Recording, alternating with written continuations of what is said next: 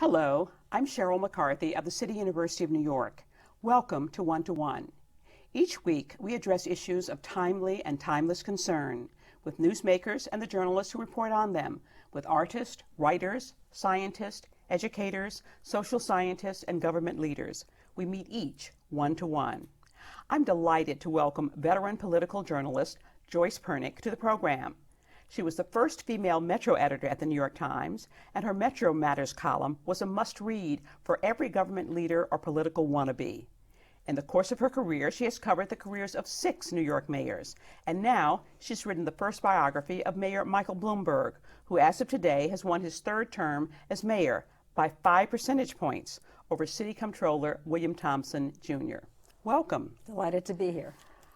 5 percentage points. Yeah. You know, when we thought the margin was going to be much bigger. Are you as surprised as everybody else? I am quite surprised, and I admit to being surprised. This was a stunner, quite so. So we know that anger over Bloomberg's run around term limits was one factor. You know, a lot of people talked about that, and a lot of people talked about the fact that they didn't like the fact that he had spent so much money. Right. And I'm going to read what you wrote in the Times just a couple of days ago. Memo to the 108th Mayor of New York, Michael R. Bloomberg. You didn't have to do it. You didn't need to set a new national campaign spending record.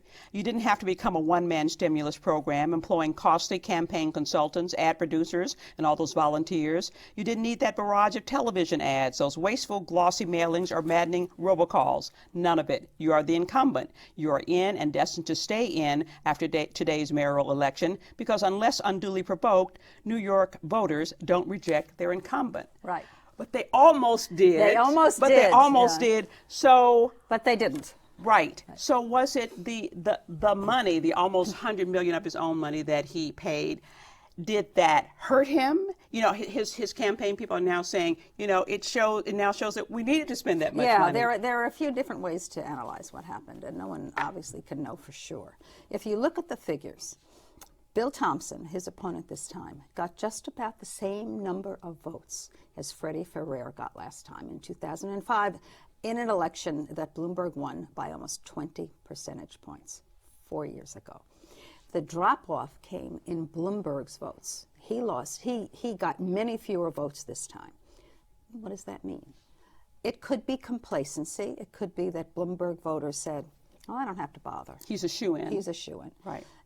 Despite all the money that he spent to pull them to the polls. I mean, I was accosted 3 times on my way to my polling place. I've never seen anything like by it. Bloomberg. People vote for it. And then when I got home, I got a Bloomberg robocall. Right. We hear that the turnout in your district was low, so please come out and vote after I had already done so. So one issue could be complacency. Another issue could be just what I suspect, which is that all of the spending emphasized his sort of imperial 3rd term strategy and reminded people of what he had done. And I think the spending backfired. That's my view based on exit polls in which people said they were really annoyed at what he had done. The third possibility is just what his people say, that a Democrat, which Thompson is, has a built-in advantage because it's almost 6 to 1 Democratic registration. I don't buy that.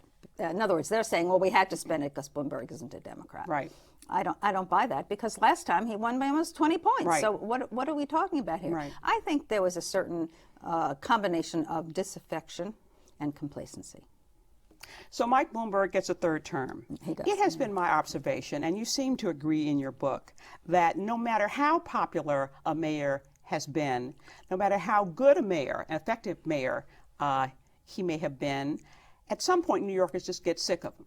Right. It certainly happened with Ed Koch in his 3rd term. And when Giuliani, as popular as he was right after 9/11, when he started talking about extending his term for 3 months, people said, no. That's exactly right. So are New Yorkers going to turn on Michael Bloomberg in his 3rd term, do you think? I don't think it's so much that New Yorkers turn on mayors who stick around, in my view, for too long. I think it's that things just start to go bad.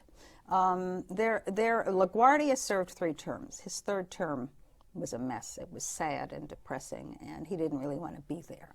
He wanted to be in a Washington job, and he was shuttling back and forth. He was hoping Roosevelt would give him a military job. He didn't get one. Wagner served 3 terms. His 3rd term was unimpressive. Koch served 3 terms. His 3rd term was marred by corruption, not on his part, but on the part of some people that he knew, 1 or 2 in his administration and other political leaders. As we remember Donald Maness and that whole story, which I won't go into right now. But it came to characterize, fairly or unfairly, his 3rd term. Plus, there was a lot of fatigue with him. So I think that what happens in 3rd terms is, number 1, you don't have your best people, because the best people come at the beginning. You don't have the best and the brightest. I don't care who you are. If you're mayor, the best and the brightest are no longer attracted to working for you the way they were at the beginning when it was exciting and this brand new guy and it's going to be terrific. It's not the same. It changes. I think that mayors run out of inspiration. And in some cases, as we saw with Koch, and with other mayors, even sometimes towards the ends of their 2nd term, because so many people have been around so long and they've figured out the system, there's sometimes corruption. I kind of doubt that with Bloomberg, who runs a very tight ship and an apolitical ship. But you never know. Yeah. So I think it's more sort of a fatigue factor, and it's not so much the public's fatigue with the mayor, it's the mayor and his inner circle's fatigue with being in City Hall. Interesting. Now, you've covered 6 New York City mayors. Yeah. What made you want to write a book about this one? Yeah, well, in part it was very simple. No one had. And I found the idea of a Mike Bloomberg fascinating. How does a guy who knows nothing about politics, who's never been in politics, who'd been a private citizen, who'd made multi-billions of dollars running his own company, how does he figure out how to be mayor? And New Yorkers didn't know him. New Yorkers didn't know him. And he's short. And non-charismatic. Right. And he still hasn't. He's gotten better, but he's still not particularly interesting. He's not compelling. You don't rush to want to listen to him. He can still walk into a room and almost be ignored. It's really quite extraordinary. So in 25 words or less, how did he do that? You get more than 25. I can't do it in 25 words, but I can tell you that he won in a fluke. I'm sorry. In 2001, he won in a fluke. I mean, it was a perfect storm of his money. Mark Green, his Democratic opponent, who imploded. Imploding. 9/11, which sort of changed the expectations of the voters. And Giuliani, who had, as you pointed out, he had become a hero. He had been sort of down in the, not sort of, he was down in the polls towards the end of his 2nd term. But after 9/11, he was America's mayor. America's mayor, and he endorsed Bloomberg, sort of the laying on of hands. You put all that together, particularly the money, which allowed him to take advantage of that, all of that. And he won. How did he figure out how to be mayor? It took a while. I mean, but he worked smart. I mean, he brought good people to show him how to do it. Very smart. And who he needed to cultivate, and it sounded like he had a good His first term, in my view, was his strongest. He still has very good people. He's independent still. He's not influenced by the special interests the way some other mayors, not all, but some of the mayors were. He would suggest they all were. I don't think they all were. But certainly he's completely unaffected by that, except in terms of wanting to be sure that he gets reelected, and therefore he's reached out to some groups, which is good, and to unions, which is not always good. You put all that together, and he's a good manager, and he's do it by the numbers kind of a guy, and that works in business, and sometimes it works in government.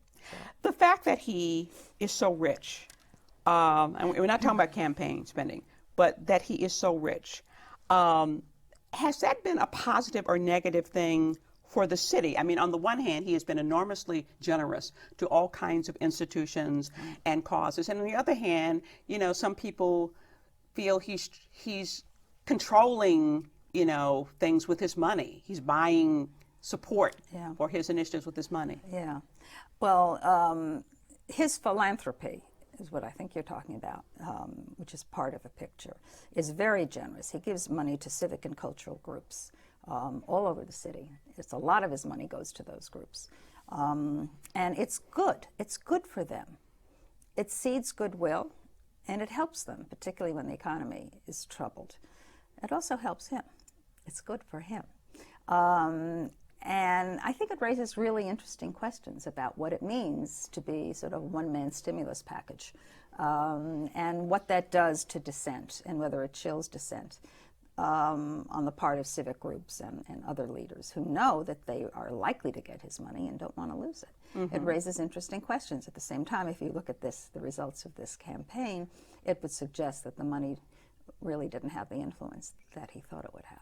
He has the aura, gives the impression of, or at least this was my initial impression of him, because he's got all that money, he doesn't have to pander to the special interest groups, right, and he can be more independent. Right. And it does appear that he tries to do what he thinks is right for the city of New York, and doing that no matter what people think about it. I mean, if you look at, the public smoking ban, his project for the Hudson River Yards, the Olympics.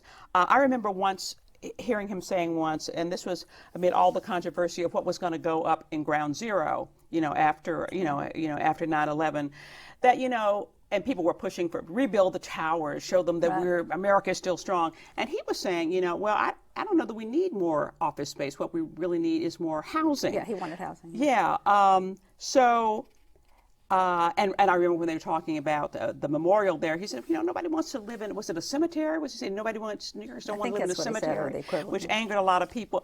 Has he in fact been independent, or does he do his own share of pandering? He does some pandering, of mm-hmm, course.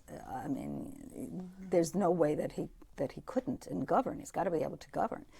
His labor union contracts have not been as severe as say the Manhattan Institute crowd would like it to be. That's a conservative group mm-hmm, that wants his budget to be more disciplined. He has made alliances, even as Joel Klein has been sort of the disciplinarian with the teachers union. There's been a little good cop, bad cop there, Bloomberg being the good cop. So of course, he has reached out. There's no question about that. But when it comes to tough decisions, especially in the first term, he did them. I mean, he made more compromises along the way. But remember, he raised property taxes in his first term rather than cut services. Was it 18 and a quarter, I think, percent. Right. I may have the percent of the percent wrong, but it was over 18%. Which is a bold move. That was bold. Yeah. It was unpopular. His poll numbers tanked, and he really didn't care. Now, he happened to luck out because the economy, not the city economy so much, because it doesn't start here, the national economy rebounded from the recession of 2000 and 2001. And so midway through his first term, as he was approaching his re-election campaign, he was able to rebate most of the money. Right. Remember, people got those $400 because Wall Street checks. was printing money? Well, yeah. Right. So the economy was back. So he lucked out. It just turned out to be counterfeit. Right, exactly. But anyway, temporary. Right. But he didn't know that when he did it. Right. And I give him great credit for making that decision and for getting control of the schools. I think those are two major decisions. Mm-hmm. We're going to take a short break. We'll be back with more with Joyce Purnick after the following message. Say, are you worried about H1N1? Swine flu. Well, CUNY says protect yourself from hidden horrors. Here's how. After touching public surfaces, don't touch your eyes, nose, or mouth. Flu is also spread when infected people cough at you. Sneeze into a tissue, never your bare hands. Or use your elbow. Wash often with soap and water. Or use an alcohol-based hand cleanser. There are two kinds of flu shots this season. Consult your doctor or healthcare provider on the regular and H1N1 vaccinations. Most importantly, if you feel sick and have fever, stay home. Yes, a little caution goes a long way. For more information, visit our website, cuny.edu, and click on H1N1 Update.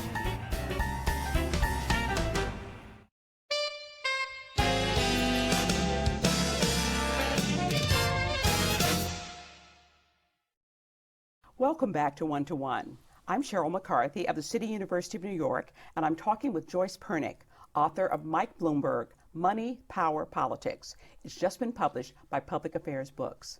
We were talking about Bloomberg's independence. I remember early on in his campaign when there was a big uproar because he would go away for the weekend, yes, and he wouldn't let the press know where he was. Right.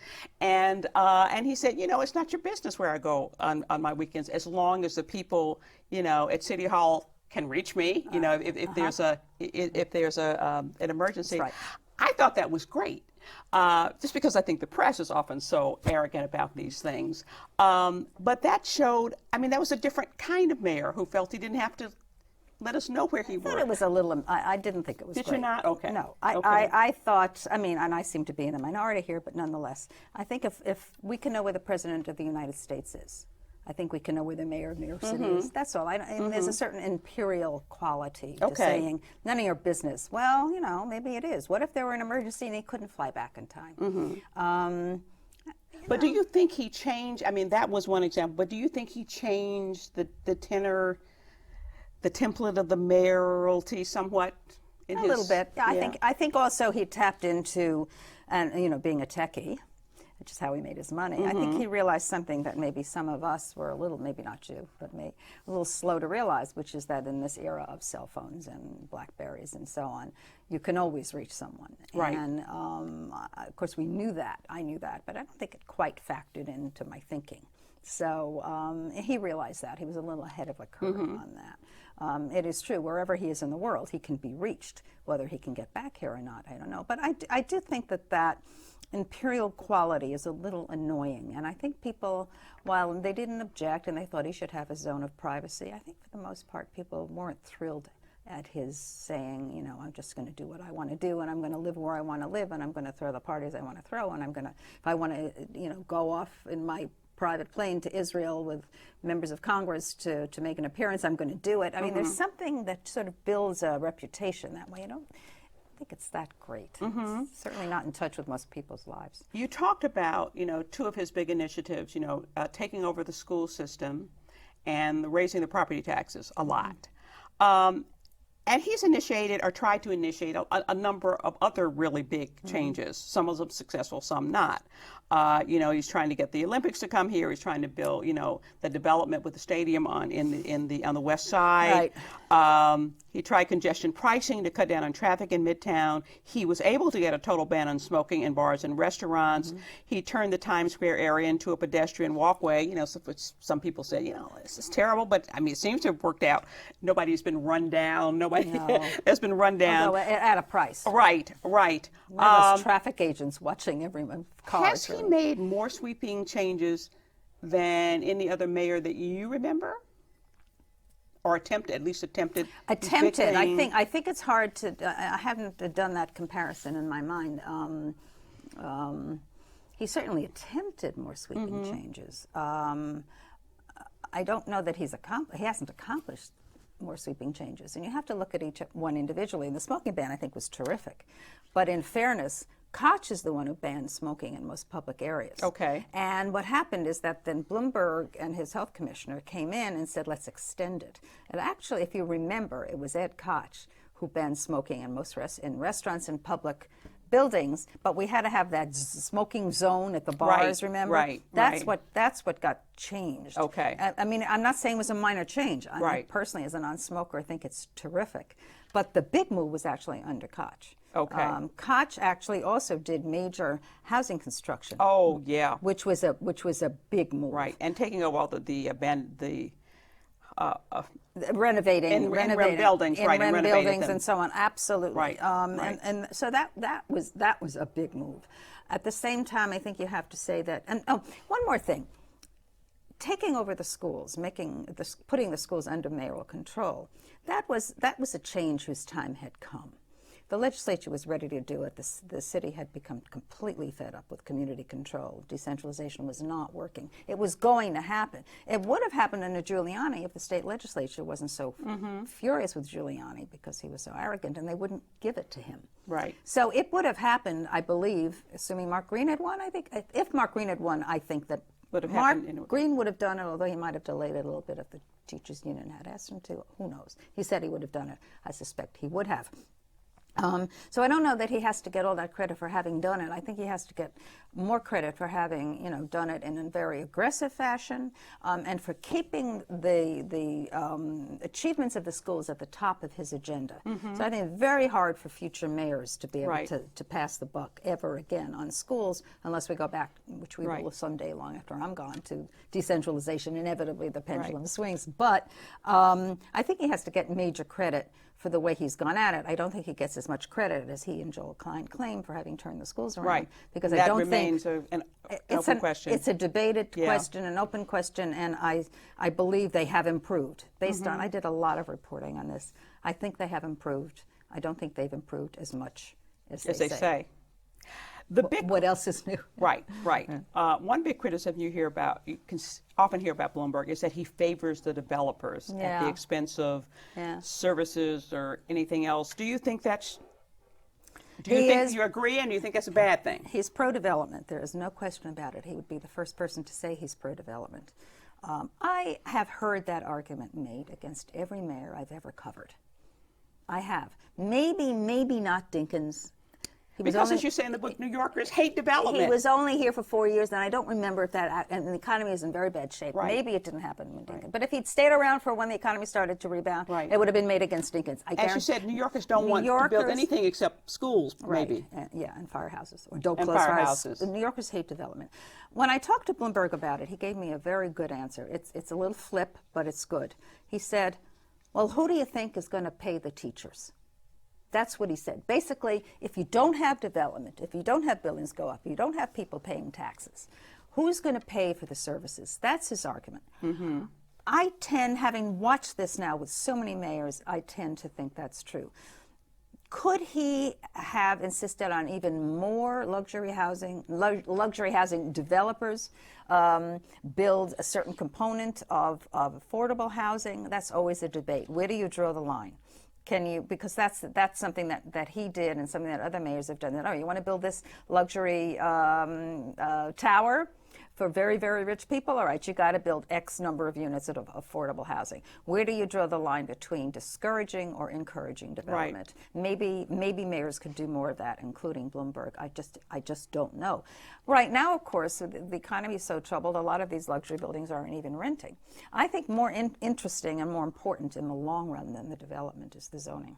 Because the zoning changes basically says, you got this area, we used to have manufacturing here like Williamsburg, there's no more manufacturing or very little of it. Let's change the zoning from industrial to residential so this abandoned lot can, with rubble on it, can become a neighborhood. But have we actually gained affordable housing in New York under this mayor? I mean, it seems like, on one hand you have Mitchell-Lama buildings and other buildings that have these subsidies that have aged out of the subsidy and are going, market rate. And,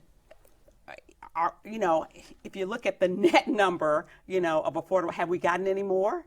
I haven't seen many. I see a lot of luxury buildings going up, but I haven't seen any affordable housing. There's a lot of numbers floating around, Sheryl, and I think net, there will be more by the end of his third term, and there probably are some more now, but it's not a major. And there is an initiative. He has made an initiative, but the economy gets in the way. It's very hard to judge. Yeah. Very hard to judge. Now, I was reading the Daily News today. New Yorkers, they didn't know, when they were interviewed, they didn't know who was going to win. I guess they assumed Bloomberg was going to do it. But they were asked what they want from whoever won the mayor's race. And they mentioned reduce unemployment, fix the healthcare system, help close the gap between rich and poor. Can a mayor do any of those things? This is one of my pet issues. It drives me nuts. And mayors themselves, all of them, are responsible for sending out messages that they can control everything. They can't. Mayors don't create jobs. They can fiddle on the edges. They can help a little bit here and there. But New York City's economy is a creature of the national economy and, as we've learned, the international economy. If Wall Street does well, it's not because Mike Bloomberg is or is not mayor. He can help the climate. Mayors can help the climate. They can improve quality of life. They can keep crime down, because business leaders don't want to work where they can't hire people because they're not well educated, and they don't want to work where they're afraid to walk the streets. That is an issue. But so in an indirect way, they influence business decisions and the business climate. But directly, I'm sorry, they don't do it. Yeah. But they all claim that they Right, they do. claim that I they're going created, to. 20 million jobs, whatever Right. they said. They don't Right. say 20 million, but every one of them. 100,000 jobs created on his watch. Well, no, folks. They happened, but he didn't create them. What do you think are going to be the main issues demanding his attention in this third term? Yeah, I think we're headed for a very difficult period because of the economy. Traditionally, New York City is hit by the bad economies a little later, and then New York City comes out of a bad economic period a little later than the rest of the country. We're going to feel that, and we're going to have budget cuts, particularly with what I believe is feckless leadership in Albany. We're going to have a very difficult time, and that really, unfortunately, hadn't been discussed at any length in the campaign. It never is. Right. And we're headed for a tough time. We've got a minute left. Of the 6 mayors you've covered, how would you rate Bloomberg using the Joyce Purnick mayoral rating system? That's interesting. He's at the top. I don't want to say he's the best mayor I've ever covered, because that's a really tough judgment call. He's made a lot of mistakes too. But he's also done a pretty good job. But he's done a pretty good job. He is among the best mayors the city has seen. It's a small group, and I think he's up there. Okay. We're out of time. I want to thank Joyce Purnick for joining us. Mike Bloomberg, Money, Power, Politics has just been published by Public Affairs Books. For the City University of New York and 1 to 1, I'm Sheryl McCarthy.